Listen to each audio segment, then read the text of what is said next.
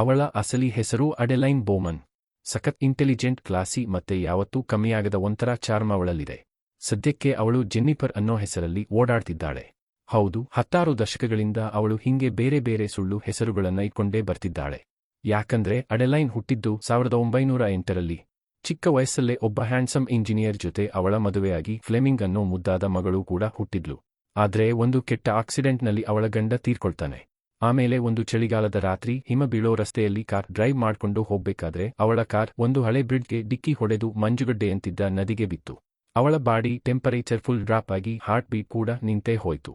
ಸರಿಯಾಗಿ 1-2 ನಿಮಿಷದ ಮೇಲೆ ಆ ಕಾರಿಗೆ ಭಾರಿ ಸಿಡಿಲು ಬಡಿಯುತ್ತೆ. ಆ ಎಲೆಕ್ಟ್ರಿಸಿಟಿ ಶಾಕ್ ಇಂದ ಅವಳ ಹಾರ್ಟ್ ಮತ್ತೆ ಬಡ್ಕೊಳ್ಳೋಕೆ ಶುರುವಾಗುತ್ತೆ. ಆ ಘಟನೆ ನಡೆದಾಗ ಅವಳಿಗೆ 29 ವರ್ಷ. ಅಚ್ಚರಿ ಅಂದ್ರೆ ಅಂದಿನಿಂದ ಅವಳಿಗೆ ವಯಸ್ಸಾಗೋದೇ ನಿಂತು ಹೋಯ್ತು. ವರ್ಷಗಳು ಉರುಳಿದ್ರೂ ಅವಳು ಆ 29ರ ಹರೆಯದ ಹುಡುಗಿಯಾಗೆ ಉಳ್ಕೊಂಡ್ಲು. ಅಡೆಲೈನ್ ಎಷ್ಟೋ ವರ್ಷಗಳ ಕಾಲ ತನ್ನ ಈ ಕಂಡೀಷನ್ ಬಗ್ಗೆ ರಿಸರ್ಚ್ ಮಾಡಿದ್ಲು, ಏನಾದ್ರೂ ಲಾಜಿಕಲ್ ರೀಸನ್ ಸಿಗಬಹುದು ಅಂತ. ಕೊನೆಗೆ ತನ್ನ ಹಣೆಬರಹನ ಒಪ್ಪಿಕೊಂಡ್ಲು. ಜನ ಏನಾದ್ರೂ ಕೇಳಿದ್ರೆ ಹೆಲ್ತಿ ಲೈಫ್ ಸ್ಟೈಲ್ ಅಂತ ಸುಳ್ಳು ಹೇಳಿ ಮ್ಯಾನೇಜ್ ಮಾಡ್ತಿದ್ಲು. ಆದ್ರೂ ಪ್ರಾಬ್ಲಮ್ಸ್ ಬರೋಕೆ ಶುರುವಾಯ್ತು. ಒಮ್ಮೆ ಅವಳ ಡಾಕ್ಯುಮೆಂಟ್ಸ್ಗೂ ಅವಳ ವಯಸ್ಸಿಗೂ ಮ್ಯಾಚ್ ಆಗ್ತಿಲ್ಲ ಅಂತ ಒಬ್ಬ ಪೊಲೀಸ್ ಆಫೀಸರ್ ಇಂಟರೋಗೇಟ್ ಮಾಡೋಕೆ ಶುರು ಮಾಡಿದ. ಅಲ್ಲಿಂದ ಎಸ್ಕೇಪ್ ಆಗೋಕೆ ಟ್ರೈ ಮಾಡಿ ಕೊನೆಗೆ ಕಸ್ಟಡಿಗೆ ಸಿಕ್ಕಿಬಿದ್ಲು. ಲಕ್ಕಿಲಿ ಅಲ್ಲಿಂದ ಹೇಗೋ ಎಸ್ಕೇಪ್ ಆಗ್ತಾಳೆ. ಮರುದಿನ ಬೆಳಿಗ್ಗೆ ಅವಳು ಒಂದು ಕಠಿಣ ನಿರ್ಧಾರ ತಗೊಳ್ತಾಳೆ. ತನ್ನ ಹದಿಹರೆಯದ ಮಗಳನ್ನ ಅಲ್ಲೇ ಬಿಟ್ಟು ಯುರೋಪ್ಗೆ ಓಡಿ ಹೋಗ್ತಾಳೆ. ತನ್ನ ಮಗಳು ಫ್ಲೆಮಿಂಗ್ನ ಸೇಫ್ ಆಗಿ ಇಡೋಕೆ ಮತ್ತೆ ತನ್ನನ್ನ ತಾನು ಉಳಿಸ್ಕೊಳ್ಳೋಕೆ ಇದೊಂದೇ ದಾರಿ ಅಂತ ಅವಳಿಗೆ ಅನ್ನಿಸ್ತು. ಅಂದಿನಿಂದ ಅಡೆಲೈನ್ ಒಂಥರ ಅಲೆಮಾರಿ ಲೈಫ್ ಶುರು ಮಾಡಿದ್ಲು. ಯಾರಿಗೂ ಡೌಟ್ ಬರಬಾರದು ಅಂತ ಪ್ರತಿ 10 ವರ್ಷಕ್ಕೊಮ್ಮೆ ತನ್ನ ಹೆಸರು, ಜಾಗ ಎಲ್ಲಾನೂ ಚೇಂಜ್ ಮಾಡ್ತಿದ್ಲು. ಕಟ್ ಮಾಡಿದ್ರೆ 2014 ಅಡೆಲೈನ್ ತನ್ನ ಮುದ್ದಿನ ನಾಯಿ ಜೊತೆ ಒಂದು ಅಪಾರ್ಟ್ಮೆಂಟ್ನಲ್ಲಿ ಸೈಲೆಂಟ್ ಆಗಿ ಲೈಫ್ ಲೀಡ್ ಮಾಡ್ತಿದ್ದಾಳೆ. ಒಂದು ದಿನ ಸಂಜೆ ಒಬ್ಬ ಹಳೆ ಫ್ರೆಂಡ್ ಅವಳನ್ನ ಒಂದು ಪಾರ್ಟಿಗೆ ಇನ್ವೈಟ್ ಮಾಡ್ತಾಳೆ. ಅವಳು ನೋಡೋಕೆ ಇಂದಿಗೂ ಅದೇ ತರಾನೇ ಇದ್ಲು. ಆ ಪಾರ್ಟಿಯಲ್ಲಿರೋ ಯಾರಿಗೂ ಆಕೆ ಅವತ್ತು ತನ್ನ 106ನೇ ಹುಟ್ಟುಹಬ್ಬ ಸೆಲೆಬ್ರೇಟ್ ಮಾಡ್ತಿದ್ದಾಳೆ ಅನ್ನೋ ಸತ್ಯ ಗೊತ್ತಿರಲಿಲ್ಲ. ಪಾರ್ಟಿಯಲ್ಲಿ ಗೋಡೆ ಮೇಲಿದ್ದ ಒಂದು ಪೇಂಟಿಂಗ್ ನೋಡಿ ಅಡೆಲೈನ್ ಫಿದಾ ಆಗ್ತಾಳೆ. ಪಾರ್ಟಿ ಒಳಗೆ ಎಂಟ್ರಿ ಕೊಟ್ಟ ತಕ್ಷಣ ಎಲ್ಲರ ಕಣ್ಣು ಅವಳ ಮೇಲೆ. ತುಂಬಾ ಜನ ಹುಡುಗ್ರು ಅವಳಿಗೆ ಲೈನ್ ಹೊಡೆಯೋಕೆ ಬರ್ತಾರೆ. ಆದ್ರೆ 100 ವರ್ಷ ಬದುಕಿರೋ ಅವಳಿಗೆ ಇವರ ಬಿಲ್ಡಪ್, ಓವರ್ ಕಾನ್ಫಿಡೆನ್ಸ್ ಎಲ್ಲ ನೋಡಿ ಬೋರ್ ಆಗ್ತಿರುತ್ತೆ. ಅವಳ ನಾಲೆಡ್ಜ್, ಮೆಚ್ಯೂರಿಟಿ ಮುಂದೆ ಆ ಹುಡುಗ್ರು ಬಚ್ಚಾಗಳ ತರ ಕಾಣ್ತಾರೆ. 106 ವರ್ಷಗಳ ಲೈಫ್ ಎಕ್ಸ್ಪೀರಿಯನ್ಸ್ ಇರೋ ಅವಳಿಗೆ ಇವೆಲ್ಲ ಸರ್ಪ್ರೈಸ್ ಅನ್ಸೋದೇ ಇಲ್ಲ. ಆಗ ಆ ಜನಜಂಗುಳಿಯಲ್ಲಿ ಒಬ್ಬನ ಮೇಲೆ ಅವಳ ಕಣ್ಣು ಬೀಳುತ್ತೆ. ಅವನಲ್ಲಿ ಒಂಥರ ನ್ಯಾಚುರಲ್ ಚಾರ್ಮ್ ಇತ್ತು. ಇಬ್ಬರ ಕಣ್ಣುಗಳು ಒಂದಾಗುತ್ತೆ, ಏನೋ ಒಂಥರ ಫೀಲಿಂಗ್ ಶುರುವಾಗುತ್ತೆ. ಆದ್ರೆ ಅಷ್ಟರಲ್ಲೇ ಇನ್ನೊಬ್ಬ ಹುಡುಗಿ ಬಂದು ಅವನನ್ನ ಹಗ್ ಮಾಡ್ತಾಳೆ. ಇದನ್ನ ನೋಡಿ ಅಡೆಲೈನ್ಗೆ ಸ್ವಲ್ಪ ಡಿಸ್ಪಾಯಿಂಟ್ ಆಗುತ್ತೆ. ಅವಳು ಅಲ್ಲಿಂದ ಹೊರಡೋಣ ಅಂತ ಎಲಿವೇಟರ್ ಹತ್ತಿದಾಗ ಅದೇ ಹುಡುಗ ಕೂಡ ಒಳಗೆ ಬರ್ತಾನೆ. ಅವನ ಹೆಸರೇ ಎಲಿಸ್. ನೋಡೋಕೆ ಸಖತ್ ಕಾನ್ಫಿಡೆಂಟ್ ಆಗಿದ್ರು. ಅವನು ಮಾತಾಡೋ ಸ್ಟೈಲ್ನಲ್ಲಿ ಒಂಥರ ಸಿನ್ಸಿಯಾರಿಟಿ ಇತ್ತು. ಆವತ್ತು ಮೊದಲ ಬಾರಿಗೆ ಅಡೆಲೈನ್ ಮುಖದಲ್ಲಿ ಸ್ಮೈಲ್ ಬರುತ್ತೆ. ಸದ್ಯಕ್ಕೆ ಅವಳು ಜೆನ್ನಿ ಅನ್ನೋ ಹೆಸರಲ್ಲಿ ಇರ್ತಾಳೆ. ಪಾರ್ಟಿಯಲ್ಲಿ ಸಿಕ್ಕಿದ ಹುಡುಗಿ ತನ್ನ ಗರ್ಲ್ ಫ್ರೆಂಡ್ ಅಲ್ಲ ಅಂತ ಎಲಿಸ್ ಕ್ಲಾರಿಫೈ ಮಾಡೋಕೆ ಟ್ರೈ ಮಾಡ್ತಾನೆ. ಆದ್ರೆ ಅಡೆಲೈನ್ ತಲೆ ಕೆಡಿಸಿಕೊಳ್ಳದೆ ತನ್ನ ಫೋನ್ ನಂಬರ್ ಕೂಡ ಕೊಡದೆ ಅಲ್ಲಿಂದ ಹೊರಟು ಬಿಡ್ತಾಳೆ. ಮರುದಿನ ಅಡೆಲೈನ್ ತನ್ನ ಮಗಳು ಫ್ಲೆಮಿಂಗ್ನ ಭೇಟಿಯಾಗ್ತಾಳೆ. ದಶಕಗಳೇ ಕಳೆದು ಹೋಗಿವೆ. ಫ್ಲೆಮಿಂಗ್ ಈಗ ವಯಸ್ಸಾದ ಅಜ್ಜಿ. ಮಗಳಿಗಿಂತ ತಾಯಿಯಂಗಾಗಿ ಕಾಣೋದನ್ನ ನೋಡಿದ್ರೆ ಹೊರಗಿನವರಿಗೆ ವಿಚಿತ್ರ ಅನ್ನಿಸಬಹುದು. ಆದ್ರೆ ಅವರಿಬ್ಬರ ಬಾಂಡಿಂಗ್ ಮತ್ತು ರೆಸ್ಪೆಕ್ಟ್ ತುಂಬಾನೇ ರಿಯಲ್ ಆಗಿತ್ತು. ಅದೇ ದಿನ ಅಡೆಲೈನ್ ಕೆಲಸ ಮಾಡ್ತಿದ್ದ ಲೈಬ್ರರಿಗೆ ಯಾರೋ ತುಂಬಾ ಬುಕ್ಸ್ನ ಡೊನೇಟ್ ಮಾಡ್ತಾರೆ. ಆ ಡೋನರ್ ಬೇರೆ ಯಾರೂ ಅಲ್ಲ, ಎಲಿಸ್.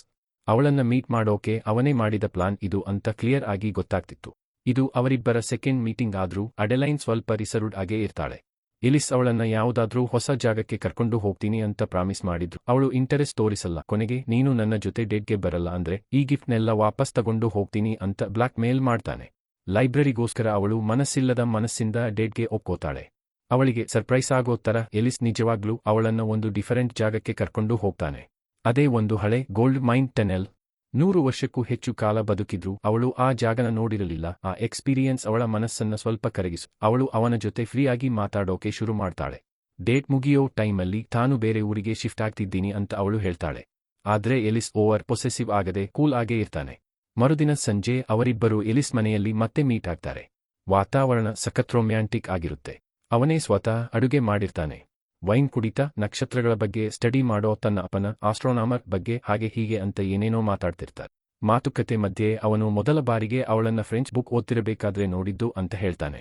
ಆ ಮೂಮೆಂಟ್ ಅವನಿಗೆ ಸಖತ್ ಇಷ್ಟ ಆಗಿತ್ತಂತೆ. ಆದ್ರೆ ಅಡೆಲೈನ್ ಅದೇನು ಮಹಾ, ಅದು ಸುಮ್ನೆ ಬಿಗಿನರ್ಸ್ ಬುಕ್ ಅಷ್ಟೇ ಅಂತ ಸಿಂಪಲ್ ಆಗಿ ತಳ್ಳಿ ಹಾಕ್ತಾಳೆ. ರಾತ್ರಿ ಕಳಿತಿದ್ದ ಹಾಗೆ ಇಬ್ಬರ ಮಾತುಗಳು ಇನ್ನೂ ಕ್ಲೋಸ್ ಆಗಿ ಅವರಿಬ್ಬರೂ ಆ ರಾತ್ರಿ ಒಟ್ಟಿಗೆ ಕಳೀತಾರೆ.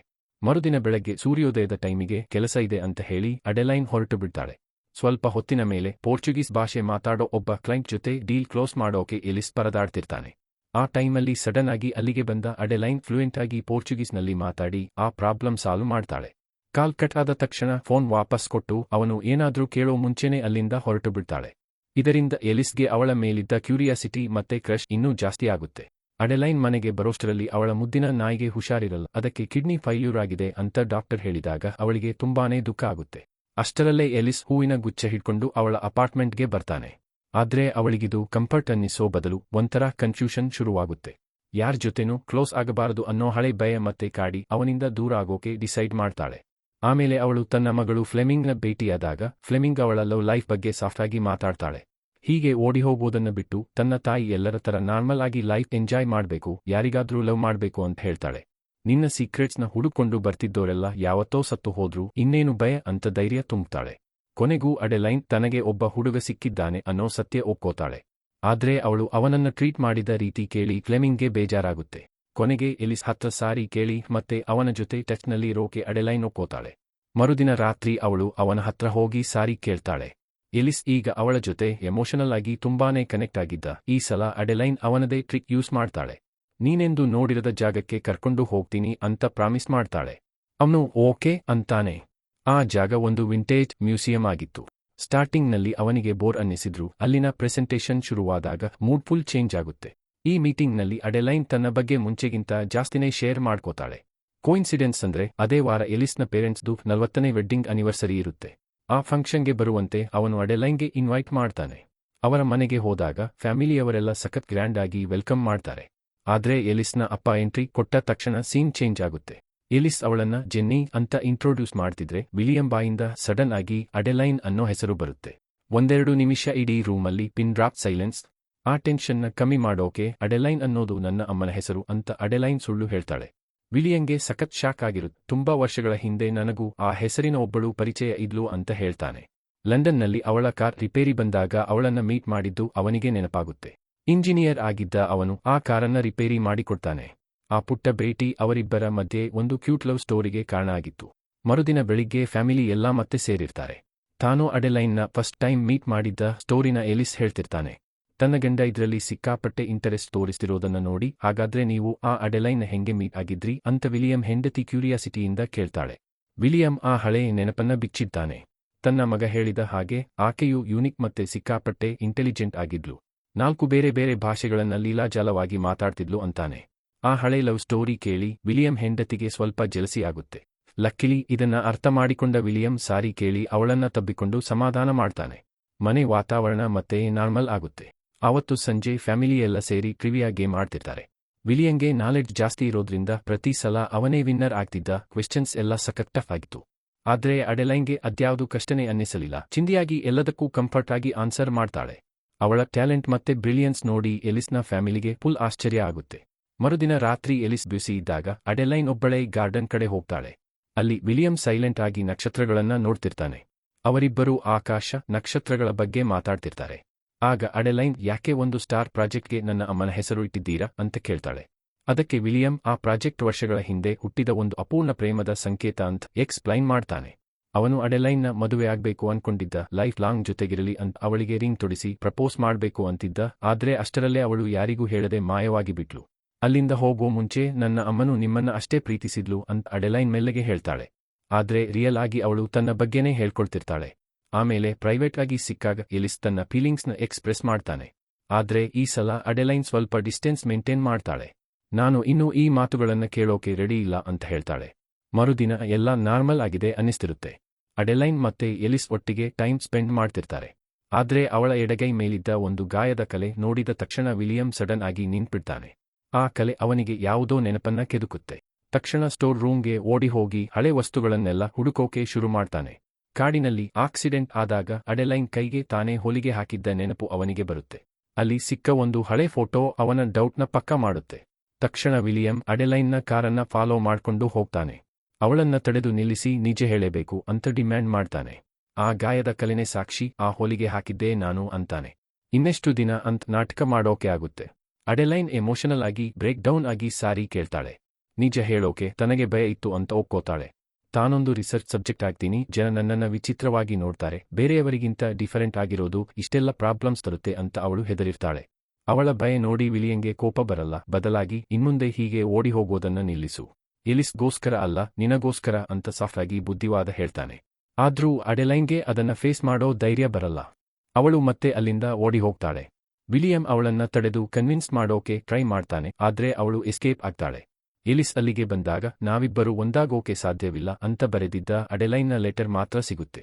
ಆ ಸಡನ್ ಗುಡ್ ಬೈ ನೋಡಿ ಅವನು ಕನ್ಫ್ಯೂಸ್ ಆಗಿ ಹಾರ್ಟ್ ಬ್ರೇಕ್ ಆಗಿ ನಿಂತ್ಬಿಡ್ತಾನೆ. ನೇರವಾಗಿ ಅಪ್ಪನ ಹತ್ರ ಹೋಗಿ ಏನಾಯ್ತು ಅಂತ ಎಕ್ಸ್ಪ್ಲನೇಷನ್ ಕೇಳ್ತಾನೆ. ವಿಲಿಯಂಗೆ ಎಲ್ಲ ಸತ್ಯನ ಬಿಡಿಸಿ ಹೇಳೋಕೆ ಆಗಲ್ಲ, ಆದ್ರೆ ತಕ್ಷಣ ಅವಳನ್ನ ಹುಡುಕೊಂಡು ಹೋಗುವ ಅಂತ ಮಾತ್ರ ಹೇಳ್ತಾನೆ. ಊರಾಚೆ ಡ್ರೈವ್ ಮಾಡ್ಕೊಂಡು ಹೋಗ್ಬೇಕಾದ್ರೆ ಅಡೆಲೈನ್ ಕಾರಿಗೆ ಒಂದು ಟ್ರಕ್ ಡಿಕ್ಕಿ ಹೊಡೆಯುತ್ತೆ. ಕಾರ್ ರೋಡ್ ಇಂದ ಆಚೆ ಬೀಳುತ್ತೆ. ಆ ರಾತ್ರಿ ಹಿಮ ಬೀಳ್ತು. ಆ ಚಳಿ ಪರಿಸ್ಥಿತಿನ ಇನ್ನಷ್ಟು ವರ್ಸ್ ಮಾಡ್ತು. ಅವಳ ಬ್ಲಡ್ ಸರ್ಕ್ಯುಲೇಷನ್ ಕಮ್ಮಿಯಾಗಿ ಅವಳಿಗೆ ಗೊತ್ತಿಲ್ಲದೆ ಕ್ರಿಟಿಕಲ್ ಸ್ಟೇಜ್ಗೆ ಹೋಗ್ತಾಳೆ. ಗಂಟೆಗಳ ನಂತರ ಎಲಿಸ್ ಕೊನೆಗೂ ಅವಳನ್ನ ಹುಡುಕಿಕೊಂಡು ಬರ್ತಾನೆ. ಆದ್ರೆ ಅಷ್ಟೊತ್ತಿಗಾಗಲೇ ಅವಳ ಹಾರ್ಟ್ ಬೀಟ್ ನಿಂತು ಹೋಗಿತ್ತು. ಆ ರಾತ್ರಿ 107ನೇ ವಯಸ್ಸಿಗೆ ಅಡೆಲೈನ್ ಸತ್ತೋದಳು ಅಂತ ಅಫಿಷಿಯಲ್ ಆಗಿ ಡಿಕ್ಲೇರ್ ಮಾಡ್ತಾರೆ. 2 ಗಂಟೆಗಳ ನಂತರ ಮೆಡಿಕಲ್ ಸ್ಟಾಫ್ ಅವಳನ್ನ ಬದುಕಿಸೋಕೆ ಕೊನೆಯ ಪ್ರಯತ್ನ ಮಾಡ್ತಾರೆ. ಪವಾಡದ ರೀತಿಯಲ್ಲಿ ಅವಳ ಹಾರ್ಟ್ ಮತ್ತೆ ಬಡ್ಕೊಳ್ಳೋಕೆ ಶುರುವಾಗುತ್ತೆ. ಅವಳನ್ನ ಹಾಸ್ಪಿಟಲ್ಗೆ ಶಿಫ್ಟ್ ಮಾಡ್ತಾರೆ. ಕೊನೆಗೂ ಅವಳಿಗೆ ಎಚ್ಚರಾಗುತ್ತೆ. ಹಿಂದಿನ ರಾತ್ರಿ ತಾನು ಪ್ರಪೋಸ್ ಮಾಡಿದ್ದಕ್ಕೆ ಅವಳು ಓಡಿ ಹೋದಳು ಅಂತ ಎಲಿಸ್ ಅನ್ಕೊಂಡಿರ್ತಾನೆ. ಆದ್ರೆ ರೀಸನ್ ಅದಲ್ಲ ಅಂತ ಅಡೆಲೈನ್ ಹೇಳ್ತಾಳೆ. ಈಗ ಅವಳು ಕೂಡ ಅವನನ್ನ ಅಷ್ಟೇ ಪ್ರೀತಿಸ್ತಿದ್ದೀನಿ ಅಂತ ಒಪ್ಪಿಕೊಂಡು ವರ್ಷಗಳಿಂದ ಮುಚ್ಚಿಟ್ಟಿದ್ದ ಆ ದೊಡ್ಡ ಸೀಕ್ರೆಟ್ನ ಅವನಿಗೆ ಶೇರ್ ಮಾಡ್ತಾಳೆ. ಸ್ವಲ್ಪ ಹೊತ್ತಿಗೆ ಫ್ಲೆಮಿಂಗ್ ಕೂಡ ಅಲ್ಲಿಗೆ ಬರ್ತಾಳೆ. ಸ್ಟಾರ್ಟಿಂಗ್ನಲ್ಲಿ ಎಲಿಸ್ ಮುಂದೆ ತಾನು ಅಡೆಲೈನ್ನ ಅಜ್ಜಿ ಅನ್ನೋ ತರ ತಮಾಷೆ ಮಾಡ್ತಾಳೆ. ಎಲಿಸ್ಗೆ ಎಲ್ಲಾ ಸತ್ಯ ಗೊತ್ತಿದೆ ಅಂತ ಗೊತ್ತಾದ ಮೇಲೆ ಆ ಮೂಮೆಂಟ್ ಸಖತ್ ಎಮೋಷನಲ್ ಆಗುತ್ತೆ.